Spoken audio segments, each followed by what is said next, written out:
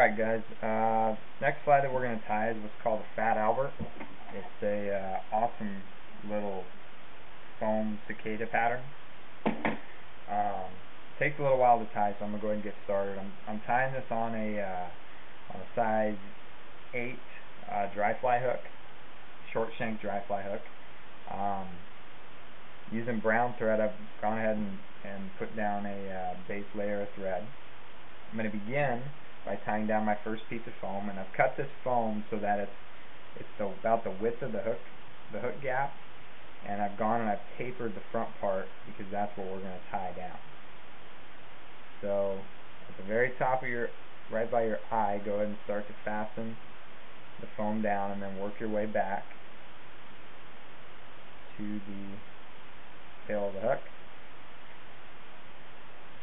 and then back forward.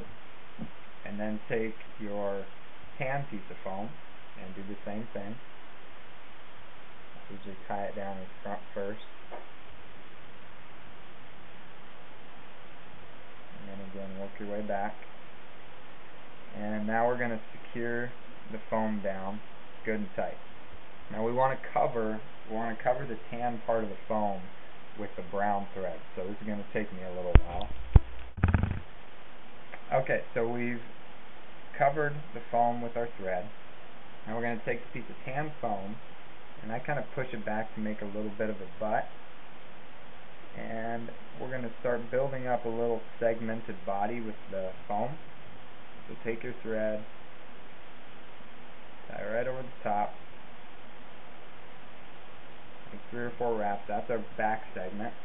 And we want to build up one more. So move the thread up just a little bit.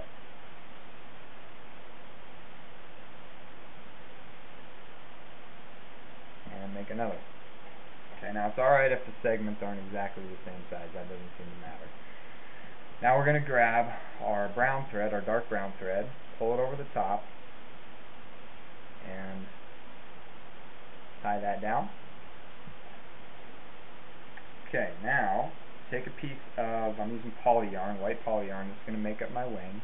I've got a piece that's about the length of the foam I have left. And tie it down right in the middle. I'm going to make 3 wraps, hold the other piece back, and tie down over the top of that.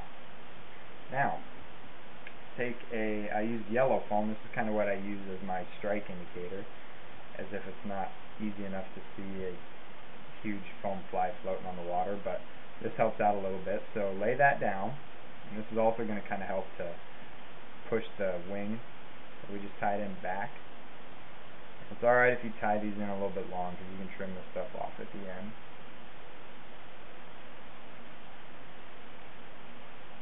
Okay. Now we need to tie in a couple rubber legs.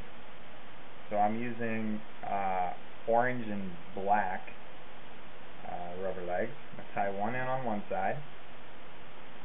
And I'm tying it in right in the middle. You can't see it on this side, you'll see it on the next side. I'm tying it in right in the middle of the brown foam. Okay, now one on the other side.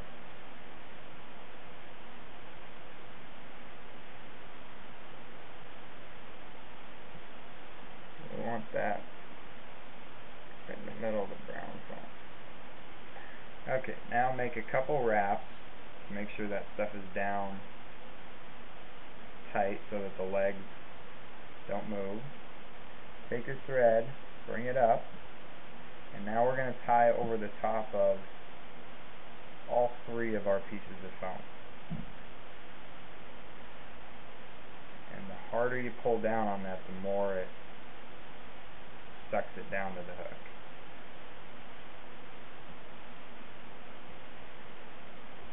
Okay, now we need to tie in another set of rubber legs, so do the same thing we did on the last one.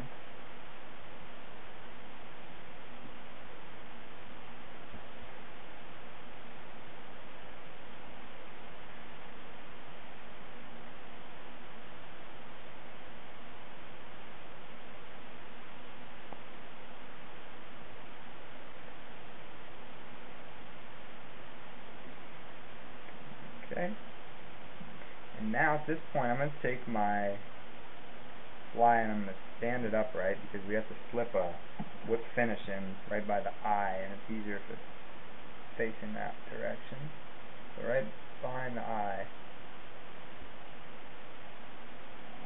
A little whip finish in there. Now the only thing left to do is to trim this fly up. So I'm going to start with the wing. We want that going about back to the butt. Trim that. And then we want our 2 pieces of brown foam to be trimmed off right by the eye. And we want this piece of yellow foam to be just shorter than what the brown foam is. And now we'll trim off our legs. I usually tie the legs in a little bit longer than where I want them. It's pretty easy to shorten them up. And that's all there is to it. That's called a fat Albert fly. It's a big foam cicada. That's what it looks like from the top, and that's what it looks like from the bottom.